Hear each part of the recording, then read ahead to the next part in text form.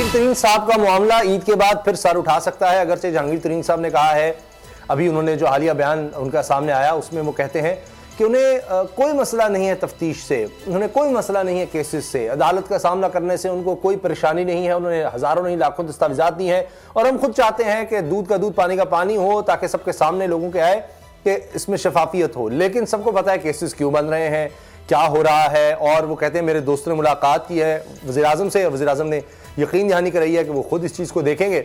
साथ उन्होंने कह दिया कि मेरा कोई राब्ता नहीं हो रहा पीपल्स पार्टी नून लीग से, जो लोग हैं वो अपने हैं, यानी तरीके इंसाफ के अपने लोग हैं।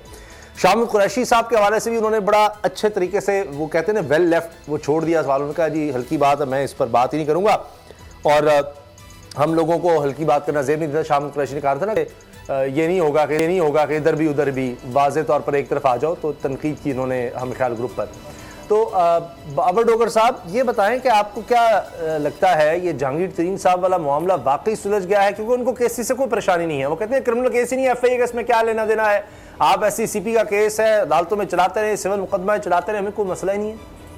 अगर मसले ही नहीं तो समझा फिर ये इधर उधर भाग क्यों रहे हैं, ये हम क्या लोगों की मुलाकातें क्यों कर रहे हैं, लोगों को घेर घेर के अपने घर क्यों बुला रहे हैं? अगर कोई इशू नहीं है, अगर इनको किसी चीज़ का डर ही नहीं है तो फिर ये खुल के कहें कि जनाब जहाँ मर्जी मेरी अकाउंटेबिलिटी करें, जैसे मर्जी करे, जिस बंदे को लगा दे, मैं डरता ही नहीं हूँ।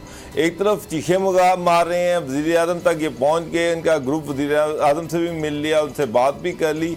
अगर मेरा एक सवाल है कि अगर कोई मसला नहीं है, कोई परेशानी भी नहीं है, तो फिर ये इतनी भाग दौड़ किस सिलसिले में हो रही है, किस लिए हो रही है? क्यों ये चाह रहे हैं कि वज़ीर-ए-आज़म से उनकी कोई बात करवा दे, वज़ीर-ए-आज़म से उनकी कोई मुलाकात हो जाए, वो उनसे एक दफ़ा मिल लें? फिर ये भी चाह रहे हैं कि हम जनाब ये चाह रहे हैं कि हमारी जो अकाउंटेबिलिटी है वो मैं देखें इस हद तक तो मैं बिल्कुल ये चाहता हूँ कि अकाउंटेबिलिटी सभी की होनी चाहिए, अक्रॉस द बोर्ड होनी चाहिए, बिल्कुल आंखों पे पट्टी बांध के होनी चाहिए। जो करप्ट है, जो भी है, चाहे वो जज है, चाहे वो जनरल है, चाहे वो सियासतदान है, कोई भी है, उसको कानून के शिकंजे में आना चाहिए जो करप्ट है।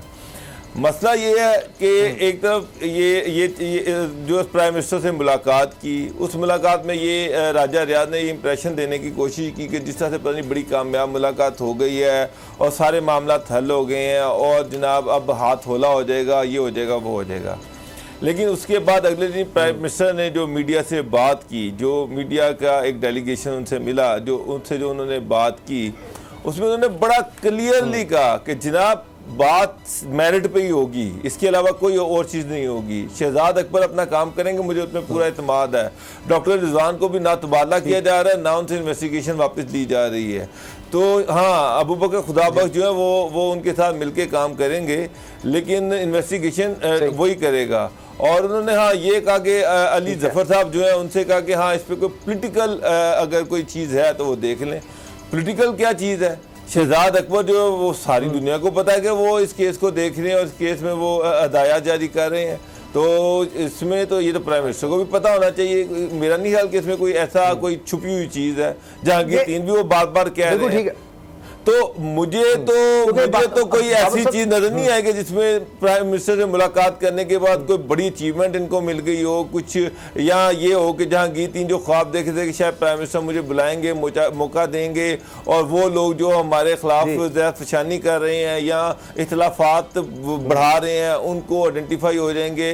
तो वो सारी चीजें तो नहीं हुई, सिवाय इसके कि सेनेटर अली जफर साहब जो हैं वो बीच में आए कि जी दोनों की बात सुन लें, एक लाइसेंस ही बनी है कि चलें दोनों तरफ को देख लें या कुछ कर लें, और ये मुलाकात भी बड़ी मुश्किल से हुई। लेकिन असद खरल साहब, आप इन मामलों को बड़ी अच्छी तरह समझते हैं कि वाकई ये क्रिमिनल केस नहीं है, ये FIA के पास नहीं होना चाहिए, आपका इस पर क्या ओपिनियन है?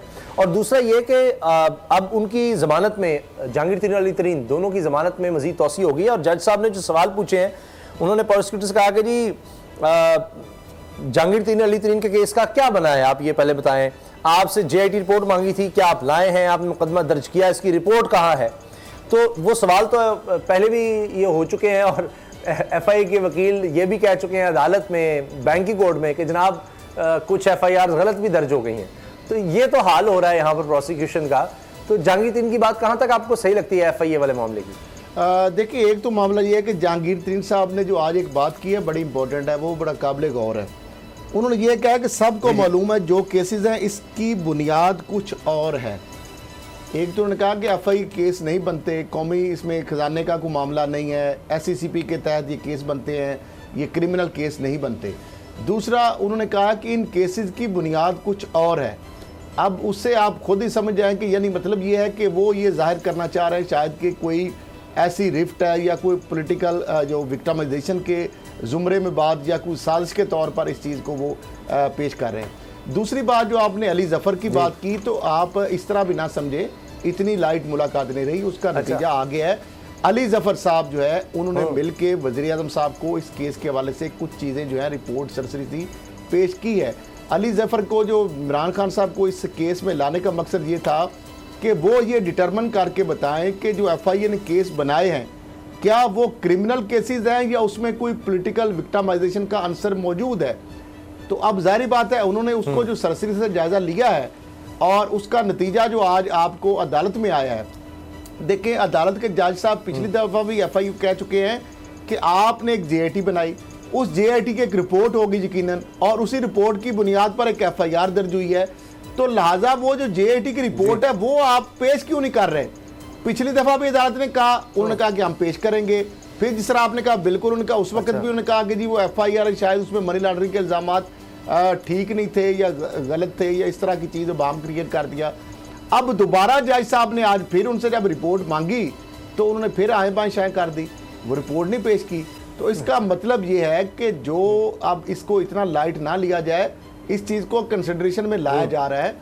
अगर और जो उनको बेल हुई है इसी बुनियाद पर हुई है एक्सटेंड भी कि एफआईए की जानब से कोई मवाद जो सफिशेंट है वो अली जहांगीर और जो है अली उनके जो बेटे हैं जो अली तरीन और उनके जहांगीर तरीन के खिलाफ पेश नहीं किया गया, और यही वजह बनी कि 19 मई तक उनकी ज़मानतें जो हैं उनको एक्सटेंड कर दिया गया है।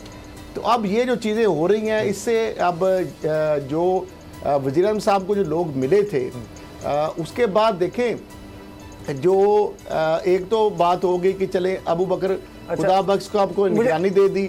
दूसरी तरफ मुझे साहब ये बताएं कि बाबर साहब से भी ये सवाल पूछ रहे हैं, अली जफर साहब को लगा दिया ये बताएं कि क्या आप इस बात पर यकीन करते हैं कि जहांगीर तरीन साहब कह रहे हैं कि जी पीपल्स पार्टी से नून लीग से कोई राबता नहीं हुआ, जबकि राना सनाउल्लाह हो, मरियम नवाज साहिबा हो, वो वाज़े इशारे दे रही हैं कि जी उनके लोग हमसे राबते में हैं, और हत्ता कि राना सनाउल्लाह ने तो यहाँ तक कह दिया कि जी नवाज शरीफ ने फैसला करना है कि हमने जनाब इनको गैर मशरूत तौर पर कबूल करना है या नहीं करना। वो तो इस बात पर ऐलान कर चुके हैं, और दीगर लोग भी कह रहे हैं जी ये लोग राबते में हैं तहरीक इंसाफ के लोग।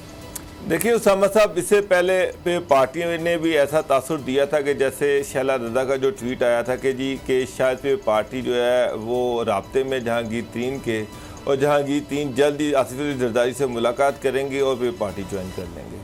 उसके बाद हुआ ये कि जहांगीर तरीन ने उसकी सख्ती से तरदीद कर दी। तरदीद के थोड़े अरसे के बाद ही वो ट्वीट जो था वो डिलीट हो गया, और बाद में कोई ऐसी चीज़ बज़ाहिरन सामने नहीं आई जिससे ये लगे कि पे पार्टी और जहांगीर तरीन के आपस में कोई राब्ते हैं।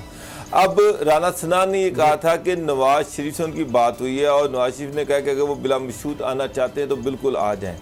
मसला ये है कि उनसे अब राना सना का जो राब्ता है, मुझे पता है कि जहांगीर तरीन से तो नहीं है। राना सना का राब्ता जो है वो है फैसलाबाद से जो MNA है, क्या नाम है खल साहब उनका, राजा रियाज साहब, उनके साथ राना सना का राब्ता है। राजा रियाज के थ्रू राना जहांगीर तरीन को मैसेजिंग हो रही है, लेकिन मेरा नहीं ख्याल कि कोई डायरेक्ट नून लीग का और जहांगीर तरीन का आपस में कोई राब्ता हुआ है। चले जो भी राब्ते हैं वो इनडायरेक्टली हैं, लेकिन अभी तक कोई ऐसी चीज नहीं है जिससे ये कहा जाए कि जहांगीर तरीन जो है वो इससे पहले भी उसामा साहब नून लीग पहले दिन से, असद खान साहब पहले दिन से आप ये कह रहे हैं कि जहांगीर तरीन नहीं छोड़कर जाएंगे, नहीं छोड़कर जाएंगे। अब